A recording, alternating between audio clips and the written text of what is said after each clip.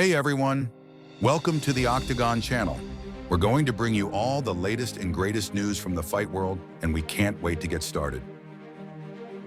Dimitri Bivol only had to wait 4 months to exact his revenge with a hard-fought majority decision win over Artur Beterbiev in another 12-round classic between the light heavyweights.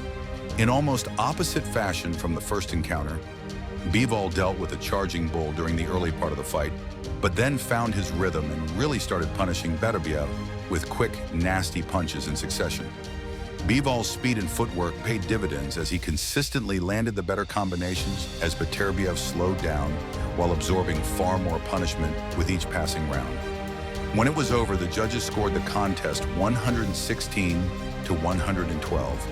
115 to 113 and 114 to 114, which was still enough for Bivol to earn the victory after falling to Beterbiev in almost identical fashion this past October. I'm just so happy. I went through a lot last year. To be honest, I lost and I feel a little bit easier. Didn't pressure too much before like last fight. Just wanted to work from the first round until the end of the 12th. I was better. Pushing myself more. I was more confident. I just wanted to win so much today. As for Beterbiev, he didn't complain about the outcome, but rather gave credit to Bivol on a job well done, while acknowledging that these two could easily run it back in a rubber match in the near future. I don't want to talk about the decision. Congrats to Bivol. I think this fight was better than the first fight, but now it's my time to come back. We are going to do a third fight if we need. A notoriously slow started, Beterbiev made it a point to come out more aggressive this time around as he put pressure on early and walked Bivol down. In return, Bivol continuously circled away and showed good speed while looking to establish his world-class jab. It was hard, to be honest, to keep him on the distance for the first 4 rounds. I had to be smarter, punch more, clean punches, and I did. Every person in my camp helped me a lot. The win puts the belt around Bivol's waist while Beterbiev tastes defeat for the first time in his career. Immediately after the fight ended, Riyadh season leader Turki Al-Sheikh was already holding 3 fingers in the air to signify a potential trilogy. Neither fighter seemed opposed to the idea, although Bivol definitely wants a break before possibly running it back again. I'm ready for any challenge in the future, but I want a little bit of rest because I had some injuries. This time I had injuries, and I want a little bit of time to heal myself and come back. Joseph Parker didn't blink when Daniel Dubois was knocked out of their fight due to illness, and he was replaced by a 300-plus-pound opponent in Martin Bakole. The proof came with Parker delivering a devastating second-round knockout as he put Bakole down on the canvas for the first and only time before the referee stopped the fight. It wasn't a totally unexpected outcome given the circumstances surrounding the fight, but Parker still had to come through, which wasn't an easy task against a power puncher like Bakole after he stopped American Jared Anderson in his previous outing. Parker was smart and didn't make any mistakes before uncorking a huge overhand right that bounced off Bakole's head, and he teetered before crashing to the canvas in a heap. The fight was waved off just moments later, with the official stoppage coming at 2:17 in the second round.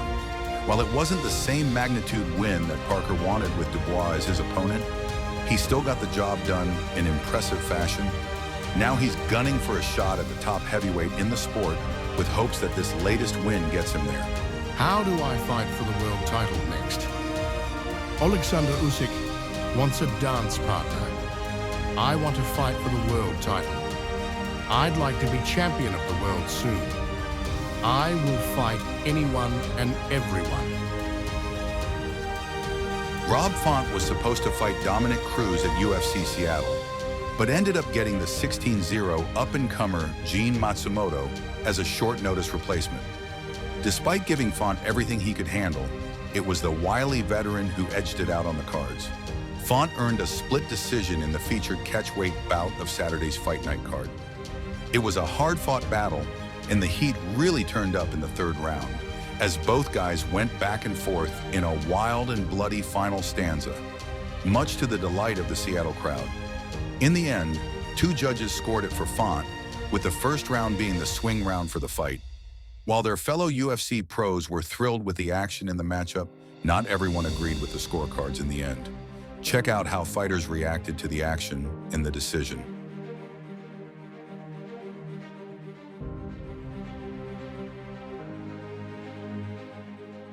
Embarrassment of a main event.